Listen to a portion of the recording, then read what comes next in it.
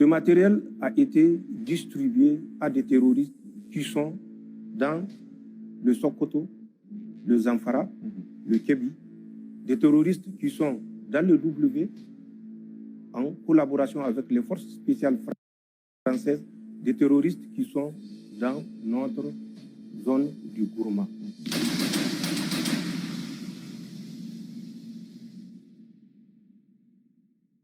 Le président général Tchiani a exprimé ses pensées ouvertement, de manière brutale et choquante et directe, accusant le Nigeria et le Bénin avec précision de coopérer avec la France dans l'objectif d'entraîner, équiper les terroristes dans l'objectif final de détruire ou de créer le désordre total dans le Niger.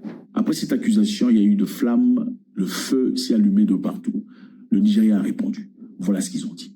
The Nigerian government have shown right from the start that we want peace within the sub-region, and we've done everything possible to ensure that we show peace. We've been to Liberia, we've been to Sierra Leone, we've been to other countries, we're in Senegal, we're in Gambia, just to ensure that we project peace within this sub-region. Le gouvernement nigérian a prouvé depuis longtemps, après avoir été dans plusieurs pays en Afrique, que nous voulons la paix. Ça n'a donc pas de sens qu'on reçoive ce genre d'accusations venant du Niger. Vous savez, la paix, c'est bien relatif, c'est-à-dire vouloir la paix, ou en tout cas se présenter comme un pays qui veut la paix. C'est pas quelque chose de très, comment dire, c'est trop facile de venir présenter qu'on veut la paix. Après, est-ce que vous œuvrez dans le sens de la paix? C'est ça le plus important. President of Niger to bring up this allegation. I think, personally, I think it's an issue he's trying to divert attention from the challenges he's facing. I think when they came in, they had this intention, they promised they were going to restore peace and tranquility within the Niger Republic. That has not happened.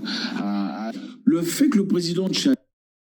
En fait, il dit en fait que c'est une façon pour le président du Niger de détourner l'attention vis-à-vis des problèmes que rencontre le Niger, c'est-à-dire le problème de paix, donc libérer totalement le territoire des menaces terroristes, aussi de, comment dire, de faire régner l'ordre, pas par la sécurité, mais aussi par le bien-être de la population. Donc il essaie de nous faire comprendre qu'en fait c'est une façon de détourner l'attention, et peut-être c'est vrai, et peut-être c'est vrai, mais ce n'est pas, comment dire, ce n'est pas mal dit, ça part quoi. Et accuser le Nigeria de participer aux œuvres terroristes dans le territoire nigérien n'est qu'un bouc émissaire. En réalité, monsieur a fait des promesses à sa population, disant qu'il allait apporter la paix, dont il a été incapable d'accomplir jusque-là. Voilà la raison pour laquelle il essaie de trouver des raisons, des excuses, des explications sur son inhabilité de mettre à jour ce qu'il a promis de faire. I think he thinks by the time he keeps on throwing blame games against Nigeria, it will keep his people. Il y a toujours aussi la question des élections. Quand est-ce qu'on va se passer les élections, dans quelles circonstances? Mais parce que il faut à un moment donné que ce soit démocratique et que le président qui soit là soit reconnu de tous, nationalement comme internationalement. People up and make him remain relevant to whatever he is doing. I visited Niger. Donc pour lui, le président Tchiani a été incapable de répondre aux promesses qu'il a faites. Donc il a fallu, dans ce cas, trouver des excuses, même si on a prouvé jusque-là que le Nigeria a été participant sur l'attaque récente, le 13 décembre au Niger, où on a détruit le pipeline venant de l'intérieur vers les côtes. Les pipelines ont été détruits. Et ceux qui ont fourni les équipements, les matériels, l'intelligence, le renseignement, les Nigérians aussi en faisaient partie, avec précision. Pour ceux qui n'ont pas suivi la vidéo précédente, où le président Tchiani expliquait avec précision, si vous bougez à 3,5 degrés, à 2 km, vous les rencontrerez. Monsieur essaie de trouver des raisons pour lesquelles tout ce qu'il a raconté, c'est du n'importe quoi. Continuons. It is not in our own character to allow anybody use our soil. Il n'est pas de notre habitude de faire venir des étrangers pour utiliser notre terre pour détruire les autres. To attack any country, anywhere, not even our neighbors. For us, Nigeria and Niger share a common bond. We have over 1,500 kilometers stretch of border. 7 Nigerian states sharing common border with common culture, religious affinities together that we share. We will not not want to destroy such a relationship for whatever reason. And I'm sure the Nigerians, if they are truthful to themselves, they know we have done everything possible to show them that we love them and we want them to be part of that. Nous avons montré aux Nigériens que nous les aimons, que nous sommes gentils avec eux. Est-ce que c'est vrai?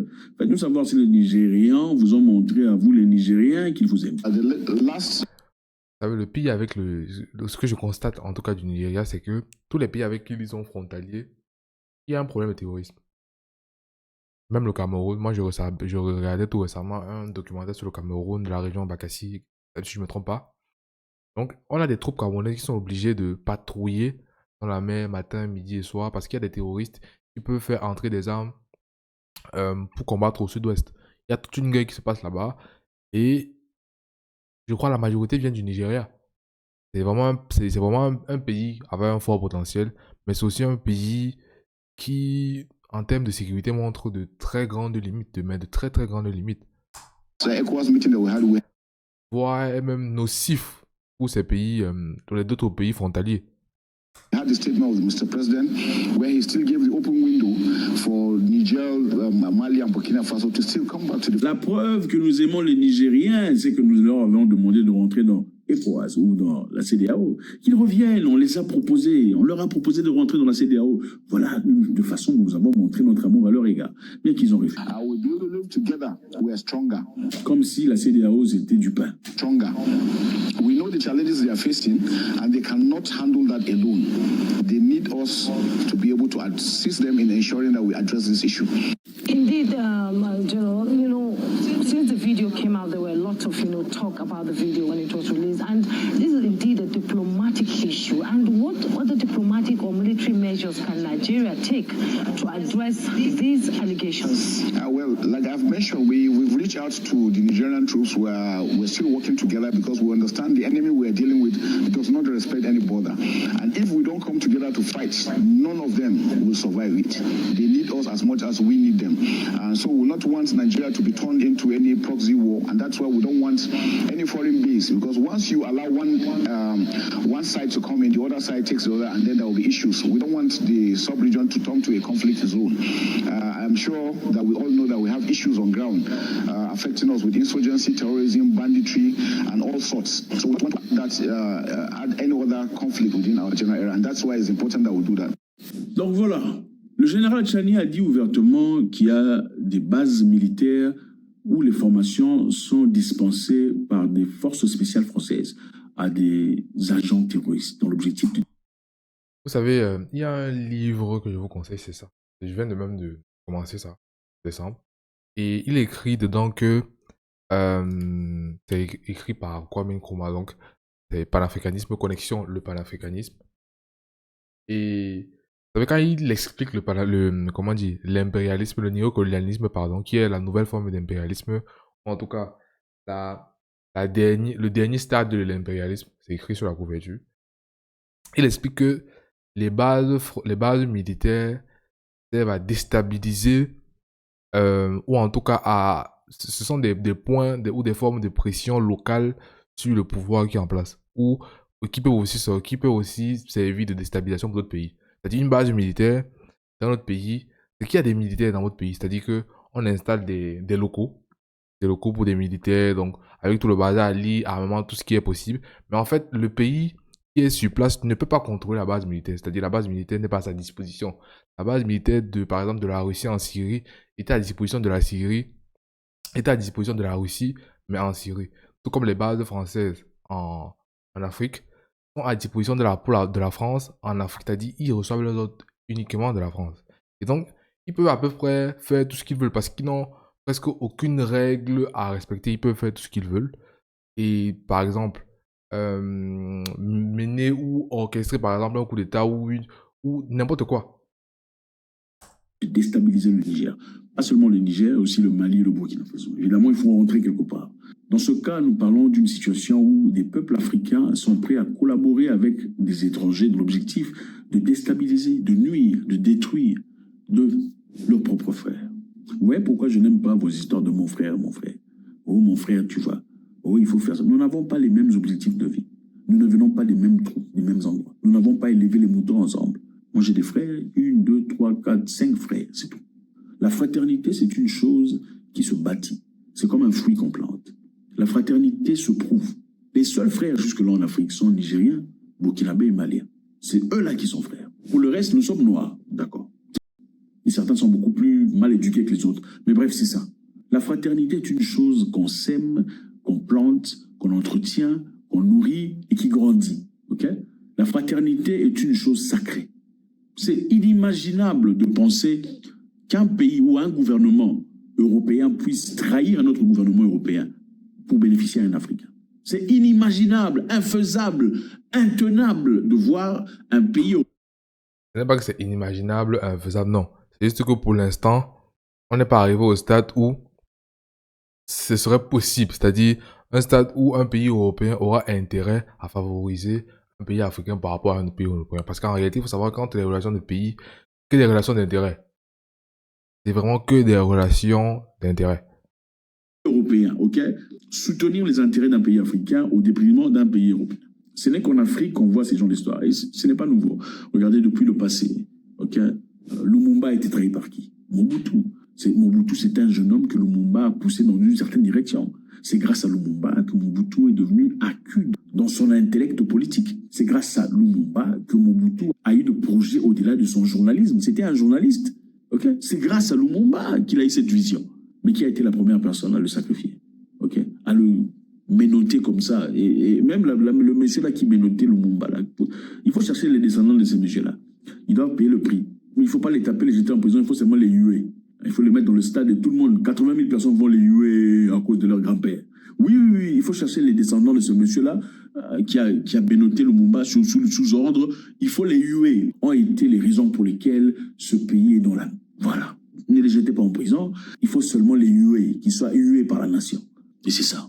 Alors, M. Tchani a été très clair. Au Bénin, dit-il, se rigent des centres de formation par des Français spécialistes pour entraîner des forces étrangères dans l'objectif de déstabiliser le Niger. Il a aussi précisé que le Bénin a commandé des drones de military range avec numéro matricule qu'il a cité. Donc, il y a eu un travail de précision inouï. Il savait exactement de quoi il parlait. Il ne lisait aucun bout de papier.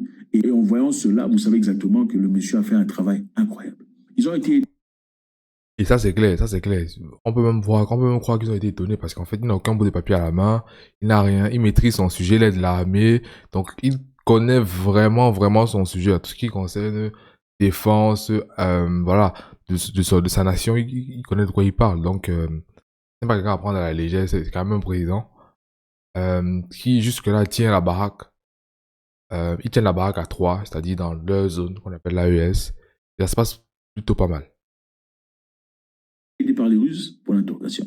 Même s'ils ont été aidés par les Russes, n'est-ce pas une opportunité pour ces services de renseignement d'hausser le temps, de monter le niveau?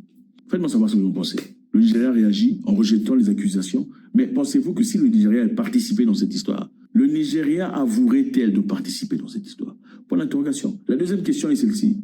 Le Niger a-t-il raison de soupçonner le Nigeria de collaborer avec des forces étrangères dans l'objectif de détruire le pays? Probablement pas. Regardons simplement dans le passé. Le président qui s'est érigé en chef dans l'objectif de créer une délégation d'hommes et des logistiques pour aller détruire ou faire tomber les gens en force au Niger, c'était qui? C'était le président nigérian. C'est lui qui a demandé de se réunir sur le plan logistique et militaire pour aller faire une guerre contre le Niger.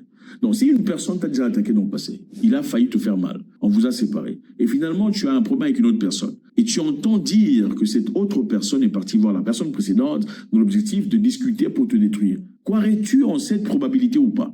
La réponse est claire. La réponse est vraiment claire. Il a tellement bien expliqué qu'on n'a rien à redire. C'est clairement oui. C'est clairement oui.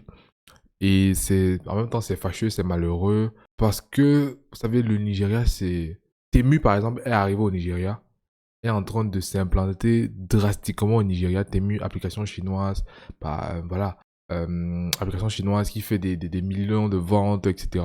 Il s'implante au Nigeria. Pourquoi? Parce que le Nigeria, c'est un gros marché de consommateurs. Et surtout, le Nigeria, c'est une grande population.